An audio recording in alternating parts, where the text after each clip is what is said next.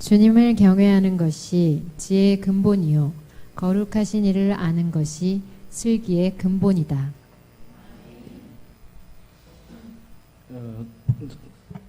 저희 모두가 매일매일 체험하고 실감하는 일이지만 세상살이가 점점 더 힘들고 점점 더 절박해지는 것 같습니다.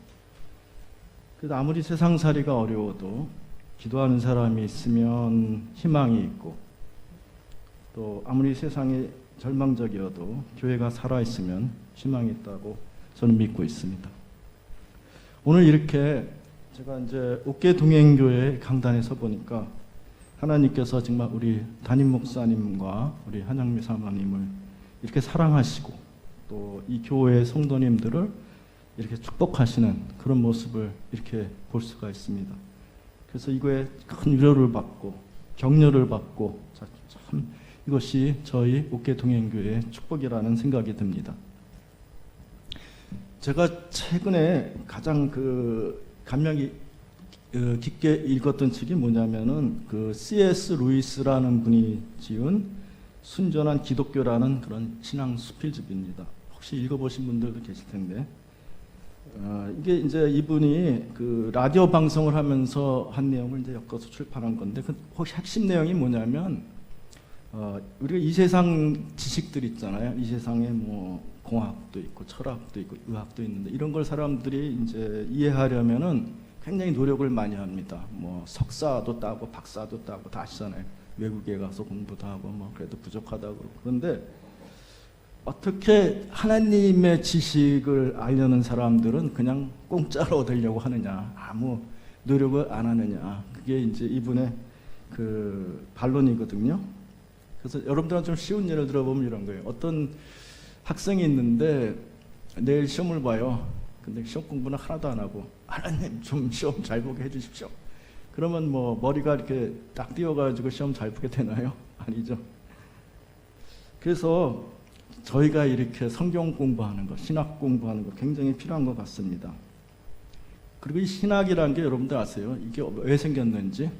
이게 처음에 초대교회 시절에 초기에 이단들이 굉장히 번성했어요. 그래서 그거를 변론하려고 생겼거든요. 그래서 여러분들이 성경 공부 잘 안 하고 하나님 잘 안 알려고 노력하고 그러면 이단에 빠질 수도 있어요. 그래서 우리 김진구 목사님께서 계속 주장하시잖아요. 성경 공부해야 된다, 삶 공부해야 된다. 그거 괜히 하는 말씀 아닙니다. 그래서 여러분들이 마음속 깊이 그걸 새겨 들으셔야 돼요. 우리 모두는 하나님의 자녀죠, 그죠? 그러면 우리는 하나님의 아들 딸이에요, 그죠? 그럼 여러분들의 자녀가 있잖아요. 그럼 그 자녀들은 하나님의 손자 손녀입니까? 성경에 그런 말 나오나요? 드디어 웃었습니다. 좀 웃게 해드리려고 한 아재 개그였습니다.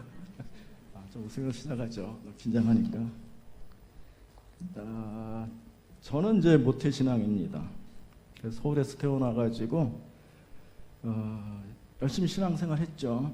그러다가 이제 박사학위를 취득하고 미국에 도미해가지고 미국에 가가지고 이제 연구원 생활을 했어요. 그러다가 이제 저가 이제 직장을 잡아야 되니까 우리 집사람이라고 싫어하는 분이 있더라고. 저희 부부가 왜 여성을 보고 집사람이라고 그러냐 어디서 들었어요. 죄송합니다. 우리 부부가 합심해가지고, 저 옛날 사람에서 그래요. 막 기도를 했어요. 기도를 드리던 중에 하나님께서 응답을 주셨어요. 그래서 금리로 이렇게 직장을 잡아오게 됐잖아요.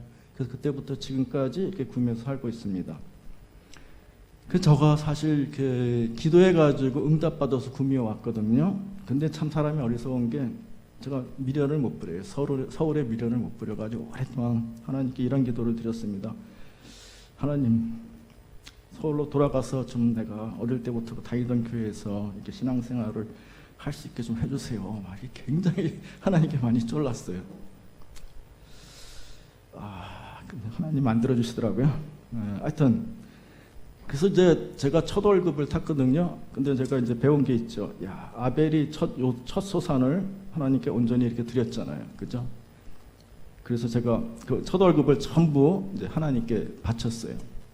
근데 이제 거기에 좀 문제가 있었어요. 그게 뭐냐면은 그거를 구미에서 다니던 교회에 바쳐야 되거든요. 근데 서울에서 다녔던 그 교회에 바쳤던 겁니다.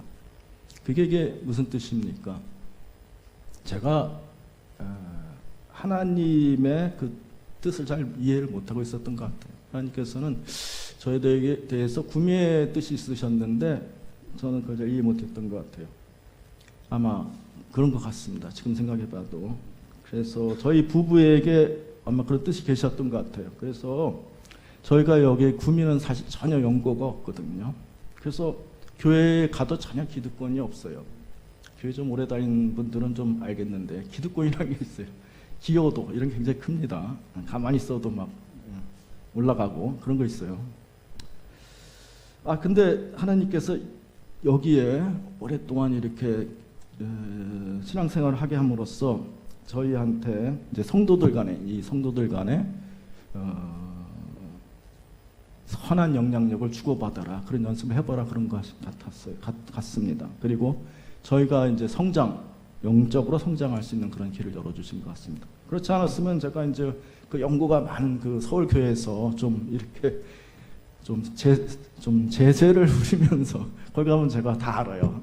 어린아이부터 어른까지 다 알아요. 그러니까 이렇게 신앙생활 했을 텐데 그러면 뭐 신앙이 성장했겠습니까? 원래 고난이 와야 신앙이 성장합니다. 그러다가 제가 25년 전에 제가 딱 40세가 됐을 때 하나님을 인격적으로 만날 수 있었습니다. 그래서 하나님을 인격적으로 만나게 되었을 때 가장 달라진 점이 뭐냐면 하나님을 경외하는 삶을 살게 되더라는 겁니다. 하나님을 경외하는 삶을 살게 되더라. 그래서 잠언 9장 10절 말씀 한번 읽어보시겠습니다. 잠언 9장 10절. 그래서 이건 몇 개 성경을 준비해 왔거든요. 같이 읽으시면 더 지루하지 않을 것 같아요. 제가 김 목사님만큼 잘 못하니까 진짜로 읽으시면. 그래서 같이 읽어보시겠습니다. 시작. 주님을 경외하는 것이 지혜의 근본이요 거룩한 일을 아는 것이 슬기의 근본이다. 그래서 여기서 이제 가장 여러분들이 다가오지 않는 단어가 딱 하나 있죠. 경외. 그래서 저도 이게 잘 다가오지 않아가지고 이게 사전을 찾아보니까 공경하면서 두려워함 이렇게 정의하고 있더라고요. 그래서 이게 또 뭐 요새 헬라어하고 히브리어를 배웠으니까 또 잘난 체하고 이게 또 무슨 특별한 뜻이 있나 찾아봤어요. 뭐 이르아, 포버스 이러는데 별 뜻도 없더라고요. 그러니까 결국 이 말은 뭐냐면은 하나님을 경외한다는 것은 하나님을 두려워하고 공경한다 이 뜻입니다. 그런데 요새 한국 교회에서 이렇게 보면은 하나님을 공경하는 사람은 참 많아요. 근데 하나님을 두려워하는 사람은 잘 못 보겠어요. 글쎄요, 제가 잘 못 보겠어요. 참 많은 사람들이 하나님은 사랑이시다 막 이렇게 막 외치면서 다니는데 정작 그 사람을 이렇게 보면은 굉장히 하나님한테 방자하게 함부로 행하는 경우가 참 많습니다. 뭐 저만 그렇게 생각할 수도 있어요.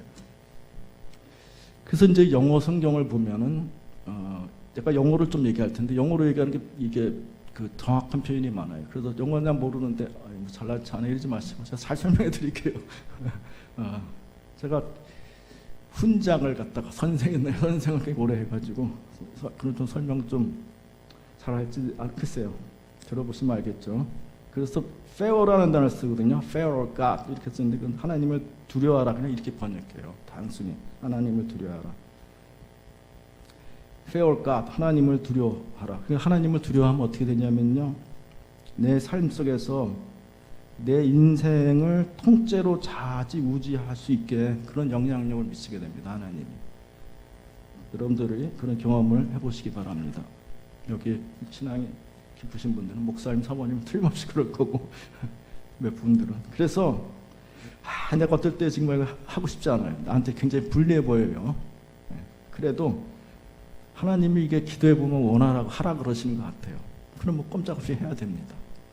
그거예요. 그래서 근데 이제 우리가 그거를 단지 뭐 조폭한테 두렵고 무서워서 그런 게 아니고 하나님하고 인격적으로 이렇게 친밀한 관계가 되면 하나님을 존중하고 존경하고 공경하게 되거든요. 그래서 내가 이게 하나님의 뜻이 내 뜻과 다를지라도 따르게 된다는 그런 뜻입니다. 마치 어린 나이가 이제 부모님을 믿고 따르는 거하고 똑같은 그런 원리죠. 근데 제가 이 비유를 드리다가 어린아이하고 부모님 이 비유를 드리다가 요새 그 TV 보니까 금쪽이라는 프로가 있더라고요. 거기 보니까 부모 자식 자녀 간에도 별로 원만치 않더라고요. 그 예가 좀 틀린 것 같아서 다른 예를 한번 들어보겠습니다. 그 앞에서 C.S. 루이스라는 분이 이제 신앙 수필가인데 이분이 그 어린이들을 위해서 그 판타지 소설을 하나 썼어요. 그게 나니아 연대기죠. 아시는 분 아실 텐데. 그게 이제 영화로도 제작되었죠. 어린이용 판타지 소설입니다. 이게 이제 내용이 뭐냐면 2차 세계대전 때 그럴 수 있는지 모르지만 내 남매가 이 전쟁을 피해가지고 먼 친척 집으로 갔어요. 근데 거기 가니까 이제 옷장이 하나 있는데 그 옷장이 마법의 옷장이었습니다. 이게 판타지 소설이니까요. 그래서 거기서 들어가 봤더니 또 옷장에 딱 막힌 게 아니고 그걸 또 싹 들어갈 수가 있어요. 벽이 아니고. 그걸 들어가 보면은 거기가 나니아라는 환상의 나라입니다. 근데 거기 그 나라가 이제 들어가 보니까 어떠냐면은 마녀들의 마법 때문에 그 나니아가 완전히 그 아주 추운 겨울만 되고 꽃이 안 피는 거예요. 그래서 그 애들이 거기 누가 나오냐면은 더 라이온이라고 위대한 사자라는 아슬란이 나와요. 아슬란이 나와가지고 그 아슬란하고 이제 같이 그 대모험을 전개한다. 그 뜻인데 여기서 제가 얘기하고 싶은 게 뭐냐면 이 저자가요, 이 사자에게 느끼는 경외감 그게 있어요. 경외감 어떻게 느끼냐면은 자상하고 부드럽지만 결코 함부로 대하거나 무시할 수 없는 어떤 그런 신적인 두려움. 그거를 이 저자는 이제 하나님에 대한 경외감으로 이렇게 표현하고 있는 것 같습니다. 그래서 여러분들 좀 공감이 가나요? 그래서 그럼 이제 다시 원래 이제 그 잠언 9장 10절로 돌아와서요. 주님을 경외하는 것이 지혜의 근본이라 이렇게 말씀하셨거든요.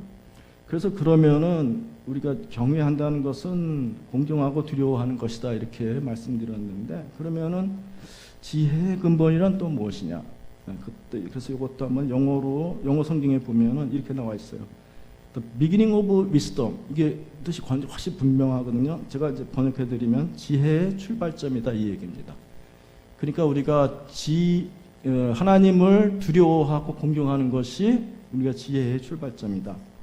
하나님을 잘 들어보세요. 이게 오늘 가장 핵심 워드입니다. 가장 그 중요한 구절입니다. 하나님을 두려워하고 공경하면 어떻게 된다고요?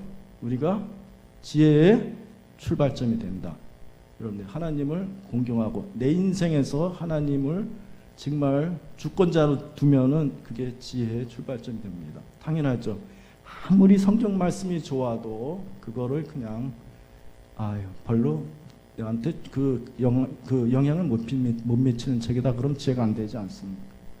그래서 오늘 제가 들리는 말씀이 그러면 어떻게 우리가 하나님을 공경해서 두려워함으로써 지혜롭게 되느냐. 그거에 대해서 세 가지로 말씀드리겠습니다.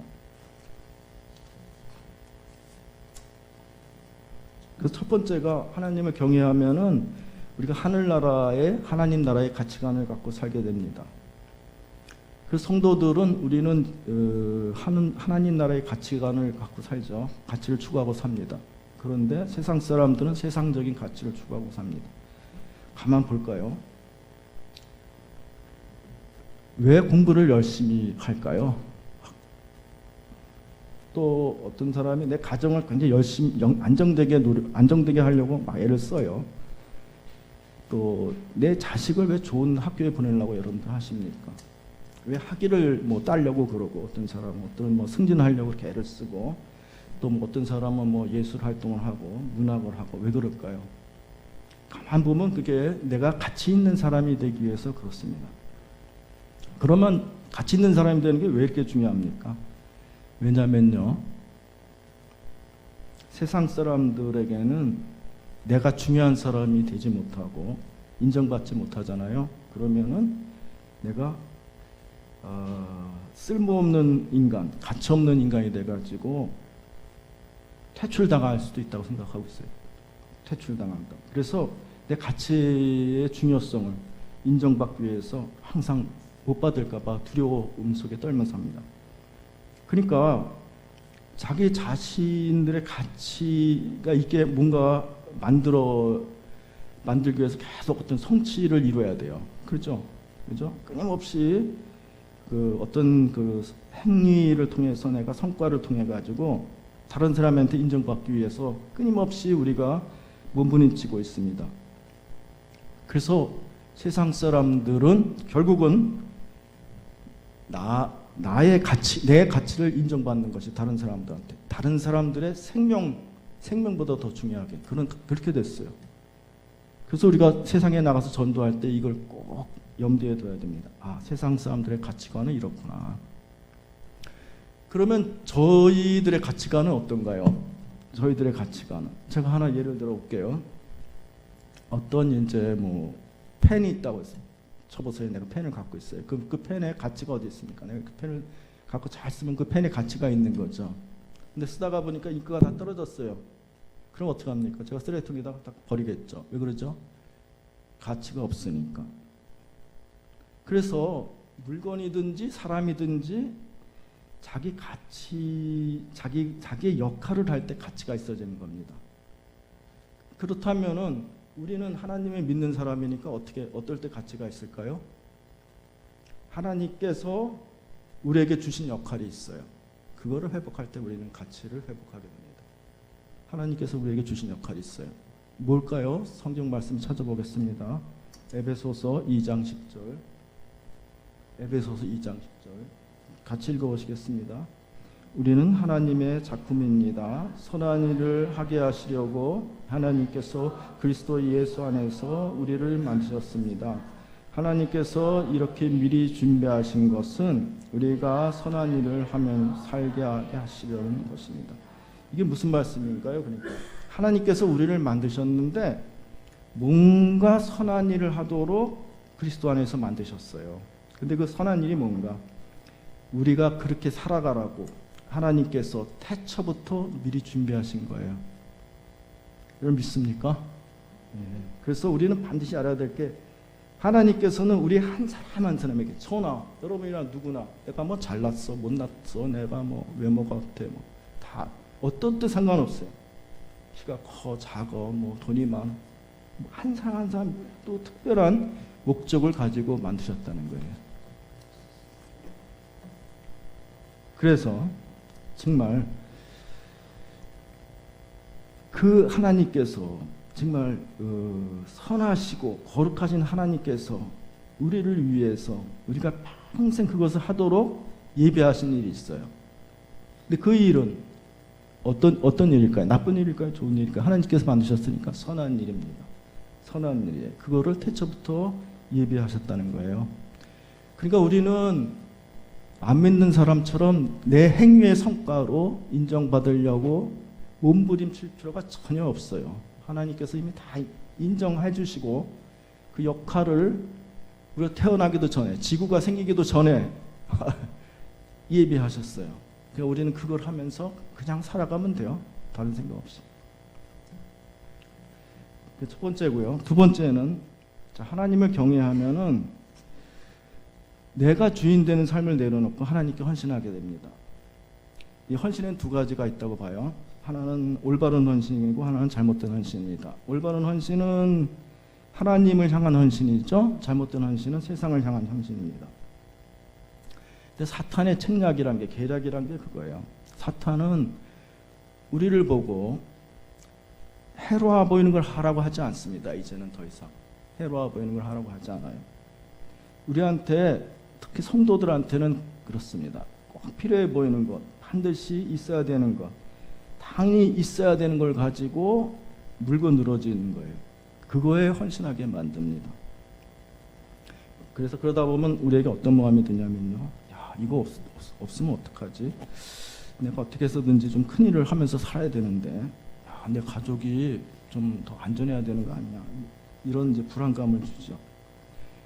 그러면 제가 여기서 여러분들한테 얘기하려는 게 뭐냐면요. 내 가족이 어느 정도 안전해야 되고 내가 직장에서 어느 만큼 실적을 내야 되고 그게 중요하지 않다는 게 아니에요. 그게 다 우리한테 있어야 되는 거예요. 반드시 있어야 되는 걸 그걸 가지고 사탄이 공략한다는 거죠. 그 여기서 문제가 뭐냐면요. 우리는 잘못된 헌신이 문제라는 겁니다. 그 사탄은 그 잘못된 헌신을 가지고서 우리가 평생 인생을 낭비하면서 살게 한다는 겁니다. 이거에 대해서 하나님께서 뭐라고 말씀하고 계실까요? 하나님께서 그거에 그 잘못된 헌신을 하지 말라는 거죠. 우리가 당연히 붙잡고 있는 것 끝까지 붙잡아요. 우리가 그거를 생각해 보세요. 끝까지 마지막까지 붙잡고 있는 것들이 있습니다. 마태복음 6장 33절 같이 읽어보시겠습니다. 마태복음 6장 33절 같이 읽어보시겠습니다. 시작. 너희는 먼저 하나님의 나라와 하나님의 의를 구하여라. 그리하면 이 모든 것을 너희에게 더하여 주실 것이다. 이게 무슨 말씀이죠? 그거 필요한 거 하나님 다 하신다는 거예요. 너희가 그렇게 당연한 걸로 붙잡고 못 놓고 있는 거 있잖아요. 끝까지 죽을 때까지 못 놓는 거 하나님 다 하신다는 거예요. 네 아들이 좀 잘 돼야 되는 거 다 알아. 네 애들이 좀 안전해야 되잖아. 그건 너가 자녀가 공부를 잘해가지고 학교 좋은 데 가야지. 그리고 좀 우리가 돈 좀 벌어야지요. 그래서 좀 어떻게 좀 풍족하지는 않아도 편하게 살 수가 있어요. 그죠? 또 뭐가 우리가 어느 정도 있어야지. 그래서 이 사회에서 살아갈 수가 있죠. 근데 하나님께서 이거를 다 하신다는 거예요. 내가 그래도 뭔 좀 이건 있어야지 사는 거 아니야. 이건 좀 너무한 거 아니야. 이런 것들에 대해 다 하신다는 거예요. 그러니까 묘는 이거예요. 그것이 중요하다는 게 아닙니다. 그것에 대해서 집착하지 말라는 거예요. 그것 집착하지 말라고. 그래서 하나님께서 뭐라 그러시냐면요. 이런 말씀하시죠. 아니 어느 아버지가 자식이 떡을 달라고 그러는데 뱀을 주는 아버지가 어디 있냐. 마태복음 7장 9절에서 11절 같이 읽어보시겠습니다.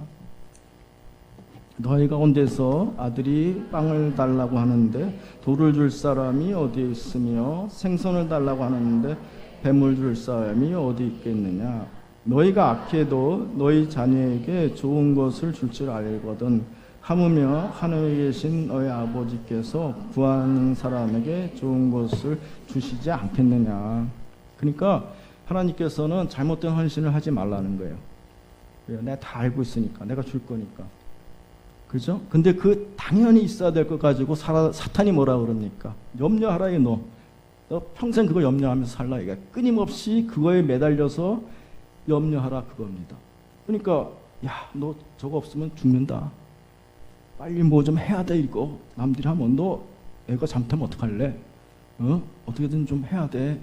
그거에 대해서 염려를 하라는 거예요. 염려하면서 하려는 겁니다. 근데 아까도 얘기했지만 이 당연히 우리에게 있어야 되는 것들을 하나님도 아시고 사탄도 알죠. 근데 하나님께서는 내가 알아. 내가 다 줄게. 그거에 염려하지 마. 먼저 그 나라와 그 의를 구해라. 그럼 내가 다 주실게. 사탄은 뭐라 그럽니까? 평생 그걸 염려하면서 살라는 거예요. 여러분들이 그거를 체험해야 됩니다. 하나님께서 내가 다 알아. 내가 다 줄게. 그걸 체험해야 됩니다. 그래서 말이죠. 우리가 내가 주인이 되는 삶이 되잖아요. 내가 내 인생의 주인이 되면. 그러면 여러분들이 그거 다 여러분들이 책임져야 돼요. 여러분들 책임지면 그 다음에 생기는 게 뭡니까? 여러분들 인생 다 책임질 수 있어요? 내 인생 내가 책임질 수 있어요? 염려가 오는 거예요. 염려. 사탄이 바라는 게 염려가 생기는 겁니다. 그래서 우리 믿는 사람들은 잘못된 헌신이 어디서 오냐면 그거에서 오는 거예요. 그거에서. 내가 주인이 되려는 삶. 내 인생의 주인이 나다. 세상 사람들은 당연한 거죠. 그럼 좀 쉽게 얘기해 봅시다. 내가 주인 되는 삶이 어떤 삶입니까? 아주 단순해요. 내가 하고 싶은 대로 하는 삶입니다. 그래서 많은 사람들이 보면요. 내가 하고 싶은 대로 하고 살죠.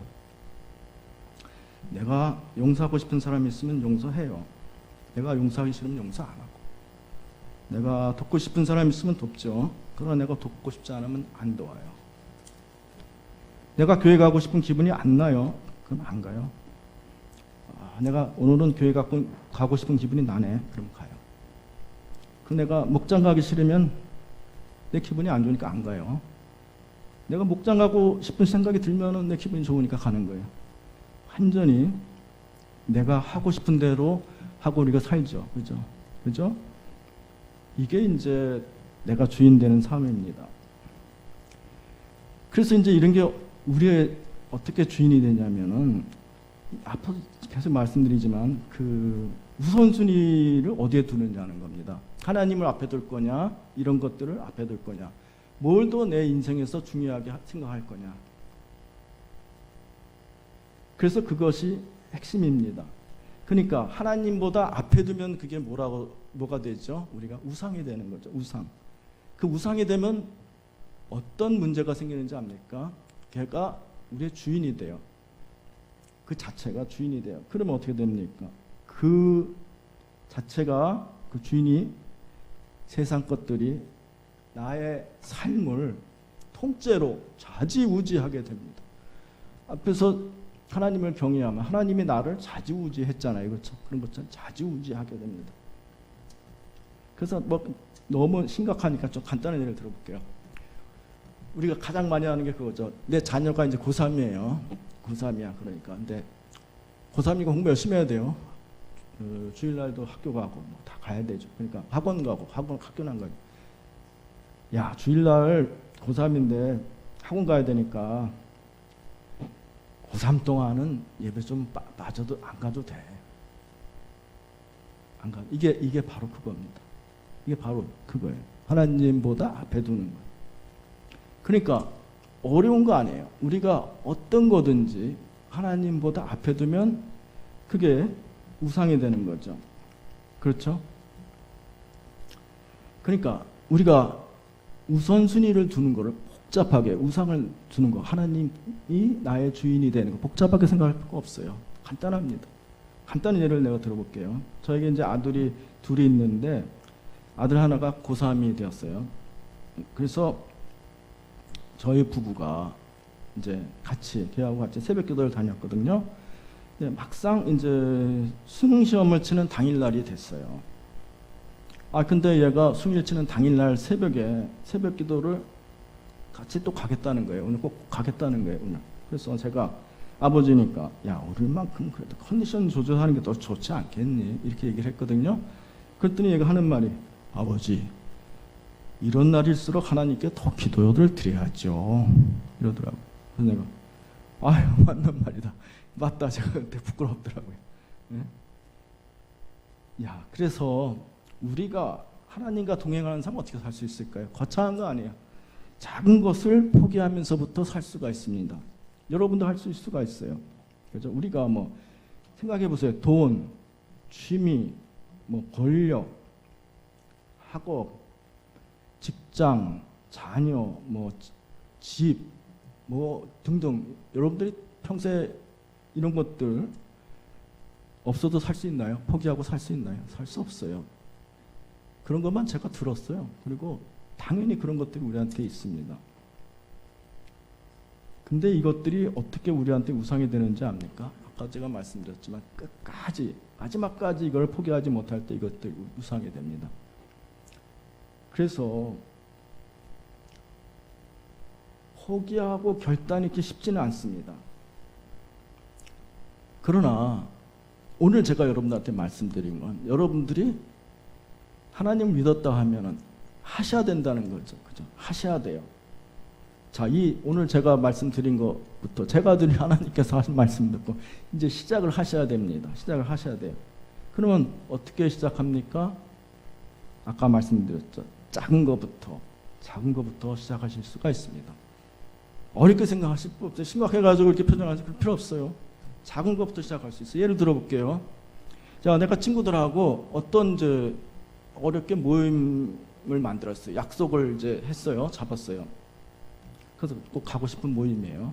근데 공교롭게도 그 시간이 예배 시간이나 성경 공부 시간이나 뭐 이렇게 우리가 알잖아요. 그런 시간과 겹친 거예요. 그러면 그때 그 모임을 가지 않고 교회 오는 거 그거예요. 그거 뭐 어렵습니까? 그거예요. 거기부터 시작하는 거예요. 그게 작은 포기입니다. 여러분 다 아시죠? 이미 하고 계시죠? 근데 이제 이거를 포기 안 하고 이 작은 거를 포기 안 하고 계속 잡고 있잖아요. 그럼 그게 우상이 됩니다. 근데 우리가 이거를 포기하고 그거 포기하는 걸 성공하잖아요. 그럼 거기서 오는 기쁨이 굉장히 큽니다. 그래서 내가 시험을 통과했다 이런 느낌이 들 거예요. 그럼 거기서부터 신앙생활에 파워가 생기기 시작하는 겁니다. 작은 거지만 작은 것부터 시작해야 돼요. 그래서 그 작은 걸 포기하면은 조금 더 큰 거를 포기할 수 있을지 모르죠. 한번 예를 들어 볼까요? 뭐 이게 꼭 큰 건지 모르겠는데, 자 오늘 이제 주일인데 오늘 이제 내가 장사를 하면은 가게 문을 열면은 손님이 좀 많을 것 같아요. 보통 그럴 것 같죠. 근데 오늘 주일이잖아요. 그러니까 예배 드려야 하잖아요. 뭐 또 어디 무슨 그런 비슷한 일이 있죠. 그런데 주일 예배 드려야 되니까 가게 문을 이렇게 탁 닫고 교회에 이렇게 처음 오는 거예요. 이겁니다. 어려운 게 아닙니다. 그래서 오늘 여러분들한테 제가 바라올 건데, 우리 동행교회에 사랑하는 모든 성도님들은 이제부터라도 내가 이게 내한테 작은 것 이걸 포기함으로써 우리 세상의 가치를 우상으로 삼지 마시고 사탄이 주는 그런 염려와 두려움에 벗어나서 하나님과 동행하시는 삶을 살아가시길 축복합니다. 네, 그래서 이제 세 번째입니다. 마지막인데, 하나님을 경외하면은 우리가 결단과 헌신을 통해서 소명을 만나는 삶을 살아가게 됩니다.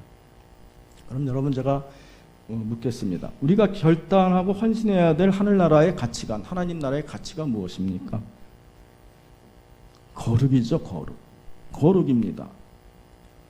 자, 제가 공학자인데 진화론자인 다윈이 그랬어요. 인간은 약육강식, 적자생존, 네?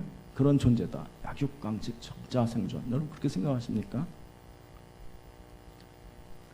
그런데 우리가 하나님을 정말 믿어서 경외하면 이처럼 저속하고 비열한, 이게 우리 인간의 속성이에요. 원죄를 가진 속성이에요. 이런 인간이 정말 감히 범접할 수조차 없는 그 거룩을 잊게 됩니다. 어떻게 해요? 예수님의 피공로로 잊게 되는 거예요. 예수님의 희생으로, 예수님이 희생하셔서. 이게 얼마나 감격스러운 일입니까? 여러분 속성이 달라지는 거예요. 속성이 약육강식이나 하고 앞서 얘기했잖아요. 적자생존이나 하고 이런 아주 치졸한 그런 속성에서 정말로 거룩한 속성으로 바뀌는 겁니다. 어떤 속성인지 하나 들어보시죠. 우리가 사랑을 하게 되죠. 그죠? 그래서 사랑이라는 게 있어요. 거룩에는. 고린도서 13장 4절 7절 한번 열어보시죠. 그래서 한번 읽어보시죠. 어떤 건지 같이 읽어보시겠습니다. 사랑은 오래 참고 친절합니다. 사랑은 시기하지 않으며 뽐내지 않으며 교만하지 않습니다. 사랑은 무례하지 않으며 자기의 이익을 구하지 않으며 성을 내지 않으며 원한을 품지 않습니다. 사랑은 불의를 기뻐하지 않으며 진리와 함께 기뻐합니다. 사랑은 모든 것을 덮어주며 모든 것을 믿으며 모든 것을 바라며 모든 것을 견딥니다. 자, 여러분들 정말 우리 교회에 이런 사랑이 흘러넘쳐야겠죠. 이게 우리가 믿는 사람들의 사랑입니다. 세상 사람들 사랑하고 다릅니다. 이거를 위해서 우리는 정말 부단히 이렇게 노력해야 되는 거죠. 또 예수님께서는 자, 이거를 그럼 우리가 어떻게 실천할 수 있을까? 이거에 대해서 마태복음 5장에서 또 말씀하셨어요.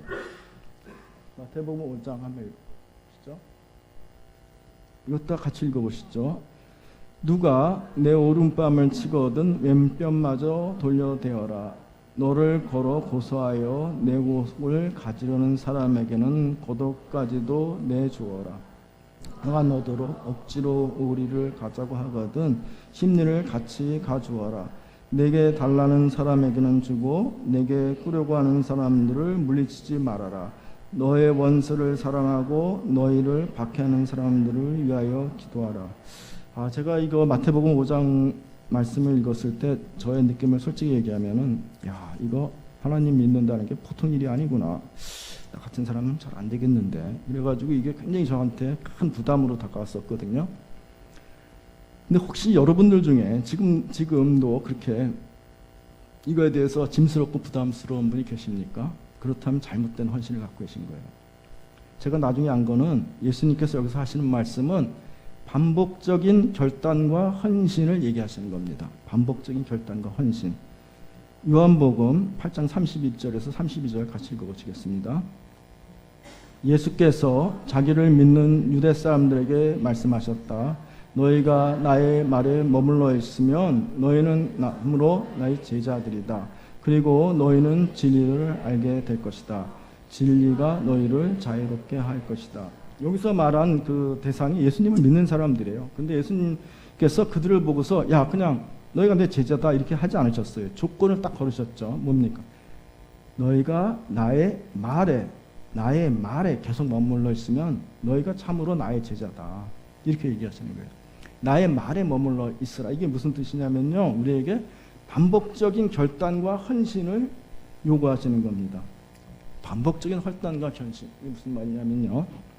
그러니까 남이 한쪽 밤을 딱 때리면 그쪽 밤을 내밀라 그 뜻이 아니에요. 내밀라는 게 아니에요. 그냥 막 내밀라 문자 그대 그 얘기가 아니에요. 내 오른손과 왼팔을 잘라라. 내 눈을 뽑고 팔을 잘라라. 그 얘기 아니잖아요. 그죠? 아니에요. 그럼 여기 말씀하시는 게 뭡니까? 그렇게 되도록 너가 노력해봐라 그겁니다.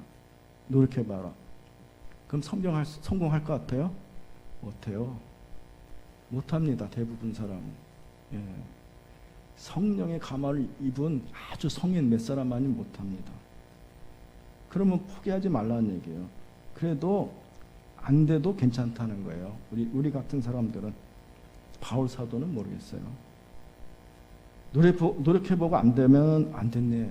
이렇게 한번 하고 또 가보고. 노력했는데 실패하잖아요. 그럼 안 됐네 하고 또 한번 해보고.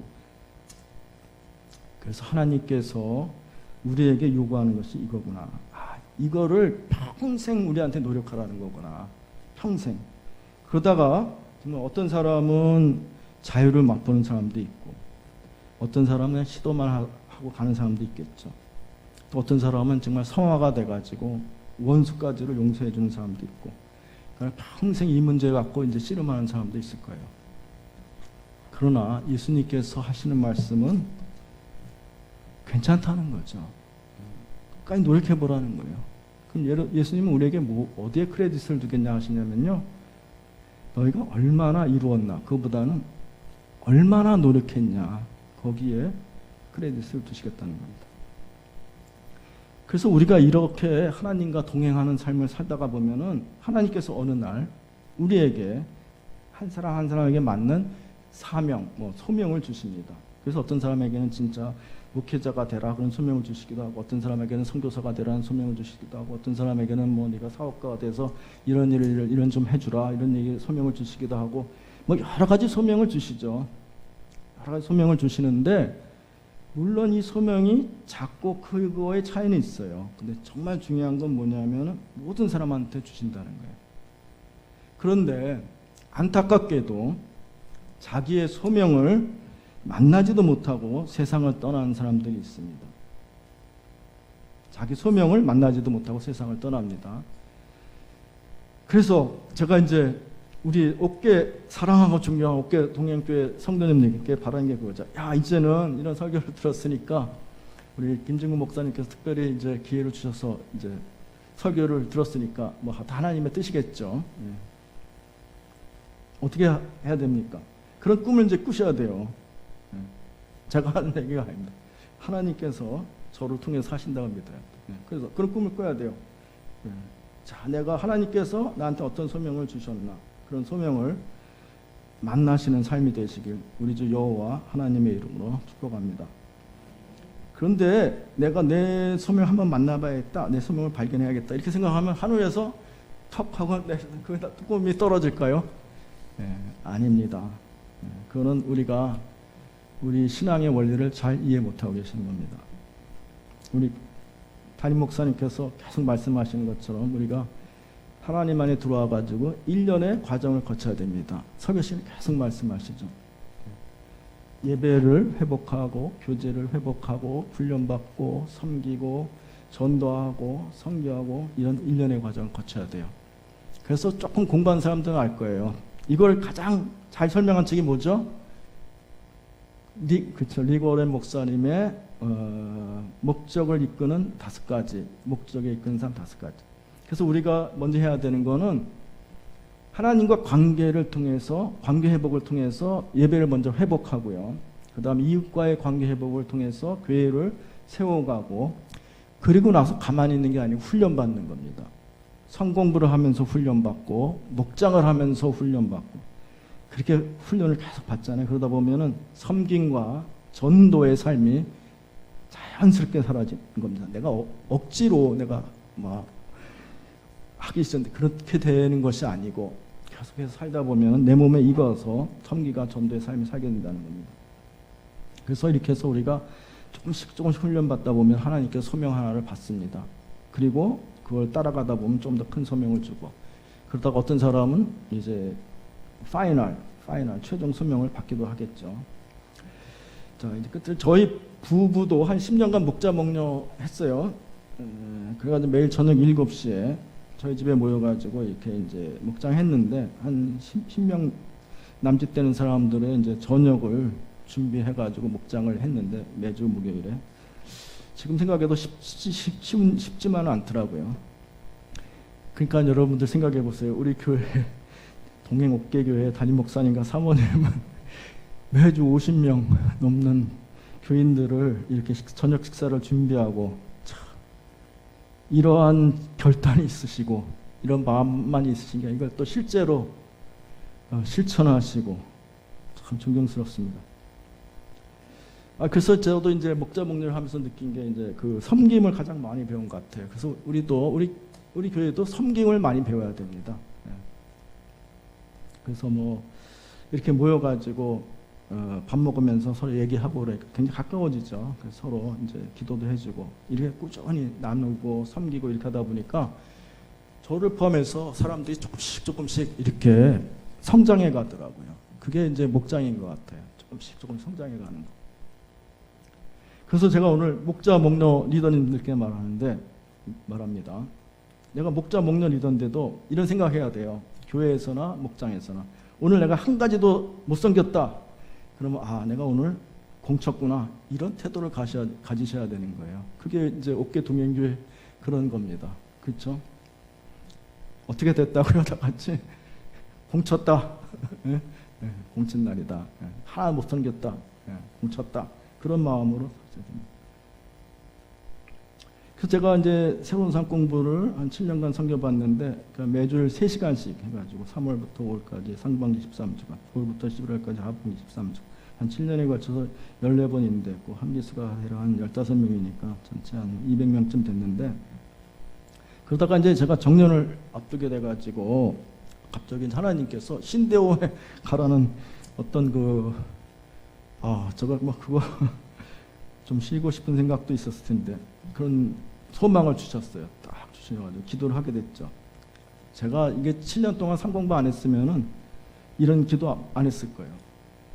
그러니까 다른 사람보다 자기가 신앙에 내가 가장 그 영향을 많이 받았나 봐요. 그래서 하나님, 이제까지 내 생을 위해 살았는데 이제부터는 하나님 위해 살고 싶습니다. 이런 기도를 드리게 됐습니다.